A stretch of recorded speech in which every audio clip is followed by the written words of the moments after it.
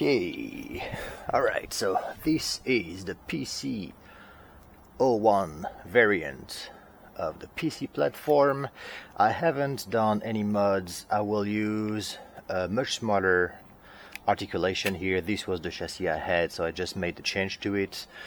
I'm running with some very hard front tires, the GLF tires. The rears are good, the markup. The fronts are a bit too high, so I know from trying before that there is going to be a lot of understeer, so I don't think I'm going to break any speed record here. Unpainted at the moment, as you can see, but I'm super glad to see how everything fits. I just noticed how messed up my battery has ended up here. Alright, so battery is here, ESC is here, the micro receiver is right below the driver, you have the little halo on the top. Super snug. There is very little suspension travel at the back because the body is extremely low. The whole upper deck is lower than on the PC00. And then the little bumper in the front, I'm yet to paint anything. I'm really doing very first testing here. So let's see how it goes. First of all, let's try to go straight. Might be slightly hard to see without any paint and any big lights, but I want to see how it goes. I don't think I have a lot of steering, or maybe this is due to the very low grip. I have a fair amount of steering, so it's the front tire that I had gotten that just are not very grippy, so I'm gonna go easy. That means the car is gonna have very little oversteer, but the problem is it turns very wide right now, so it is stiffer, I can tell from the way it is behaving at the back compared to the regular PC, because the travel of the flex at the rear is very reduced compared to the regular chassis, so there must be maybe about 2 mm freedom of movement at the rear. So it's going to be great for RCP tracks. On my bumpy track it's going to limit a little bit what I can do, but maybe I'm going to put some traction juice on the tires to see if it benefits the front a little bit.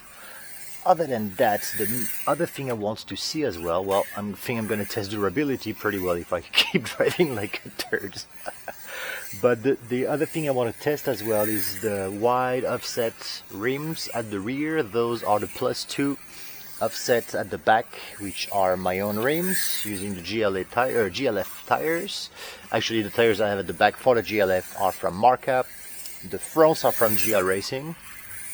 I had whatever was available on the store. At the store there was very few things available. As you know, the reason why I did the rims myself was because I couldn't find GLF rims. There are some directly for sale on the GL website. Oh, there is a piece of cork. Oh yeah, if you haven't seen, I'm doing some sandbanks on the side using some that's going to be 5mm cork, so that's going to look pretty cool.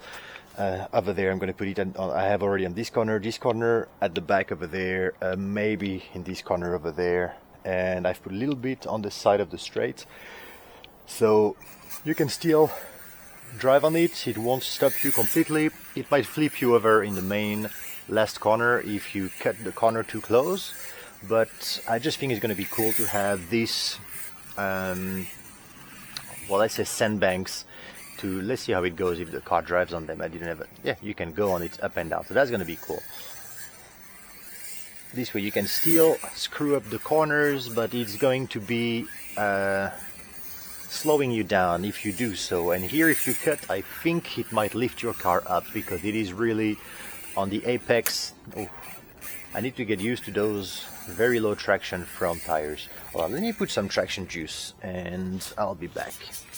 I got my Paragon out. This is actually a homebrew mix of different traction juice that I have. It works pretty well. Usually I use this for foam, but it should work pretty well on the rubber. So I'm gonna put it on and then I'm gonna let it dry for 5-10 minutes before I put the car back on. Yeah, I was advised last time, I forgot if it was Blitz work, to, might have been someone else, I can't remember, in one of the comments to add some street lights, street poles on the track, which I really would like to do. This is kind of why I bought those little solar lights over there on the stand. The issue that I'm facing is that I need to have something easily removable, because we are hit by typhoons quite a lot in the region, and the monsoon as well. The rain can be pretty devastating, so all the carpets and so on are fine, but I can't have too many fixed things on the track. Most of the things you see here is removable fairly easily. All the corners, all the aluminum bars, all but pretty much everything can be removed fairly easily. So I would like to, I might just get more of those solar lights over there. Maybe I can place some more around the track. I don't think I can really have much done on the inside of there. Maybe on this new corner over here where I have the hammer, that's the hammerhead of the track. So, well, I have to say, compared to the first F1 body I did for the PC00, which I liked when I did it, and then I like seeing it on the track, but it is not a realistic body. It is a convenient body for the PC platform. You just put it on and you don't need to do any mods to your car, which I think is really neat, because I think it's a nice feature of this chassis that it can really become a lot of different things without having to do much to it. However, this one I think is going to be a much neater platform, as you can see on the amount of space I have available left and right, that you can use the GL battery very easily. The GL battery is slightly longer than this, which is the Orlando battery for the Orlando Hunter, the original, not the one that has the tiny battery. So they're fairly similar sizes. You have to have a micro receiver for sure. I have a very big mess of cable because those comes with big JST. They just big cable for this cheap electronics, so I will update everything to 1.25 JST, and then I won't have that mess of a cable over there in the overhead. But yeah, having this F1 I think is going to be really neat. It is a much smaller wheelbase than the GLF. The GLF I believe is 104, if I'm not mistaken. This is still 98, no change to the wheelbase. And I'm pretty happy about that, actually. Alright, this is not going to be dry enough, but we'll go anyway, see how things happen. I can double check the camera is good, so. Alright, let's get rid of the slipperiness. And oh, this is lively in the front now. I never drive on slicks on this carpet as well, so this is my first time as well using slicks. I'm still gonna have a lot of understeer in the front. Well, that's okay. I'll get used to it. I'm just gonna keep on driving. I'm gonna try to have a feel for the car. Tomorrow I'm going to be painting this probably in a very, very nice silver, if I still have my nice bright silver paint, and then I'll do a livery for it. I tried to model the front spoiler and the rear wing on the more recent 2020-2021 F1 cars, and the body itself, like I explained before, I had I had the options to do something more like the new F1, but after looking at a lot of video of the GLF and studying the GLF overall look, I tried to do a body that was as close as the GLF as possible, because from my understanding it is a car that is very liked by the Mini community, the Mini Z community, which doesn't seem to be a lot involved into the Mini Z F1 cars. but the GLF seems to have captured the imagination of the people who like F1 racing in Mini Z's. So I wanted to have something that looked as much as possible like the GLF. Now, of course, well, let me show you the main.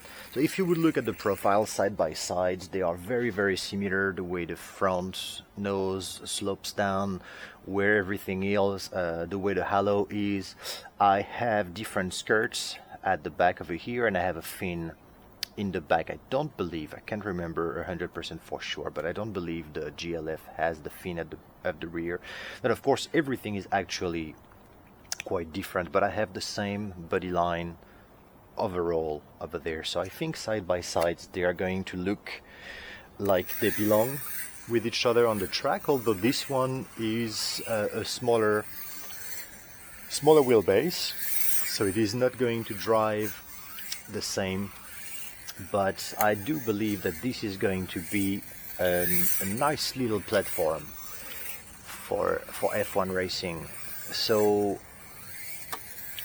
yeah, that's it. I don't own GL cars simply because they're, in my mind, way too expensive for my level of driving in the hobby. They are amazing cars. The time I had team driver tests, my first GT6 buddy, in the very beginning I was starting to do the body shells for the car, was driving a GLR, and this thing was just unbelievable. I have a video somewhere on my Instagram page, and I think most people thought the video was in fast forward. It's just insane how good the car drive. The GLF I have never seen aside from some YouTube channel that I follow in Japan. A.M I think is the name of the channel, when the guy races a lot of different kind of cars, and he drives the GLF with his group, with his club.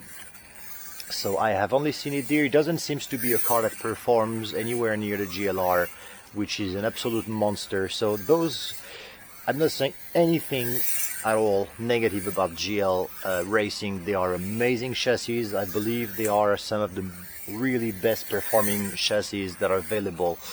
But my level of hobby, my level of driving, I don't do club racing, I don't do competition, and I love collecting really a lot of different cars, and I don't feel like spending $200 in a car makes sense for the way I'm playing. You see where I'm playing Mini Z as well. I don't think it would be worth spending that.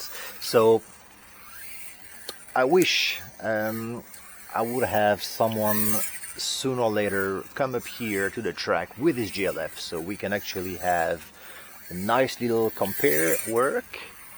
But until that, I'll have to have fun with this. So I have to say, the stiffness of the rear is really actually very beneficial to the overall behavior of the car.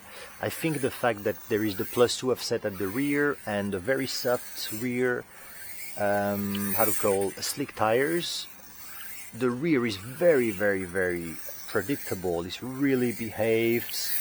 Probably helped a lot by the understeering front end as well. The fact that I have those higher temperature, a bit too high temperature tires in the front. But oh yeah, that's gonna be really a sexy looking thing when it's all painted up. And it is much smaller than the Kyosho F1 or the GL. I mean, I've seen my friend last time brought a Ferrari model of the Mini Z F1, and it's a very long car.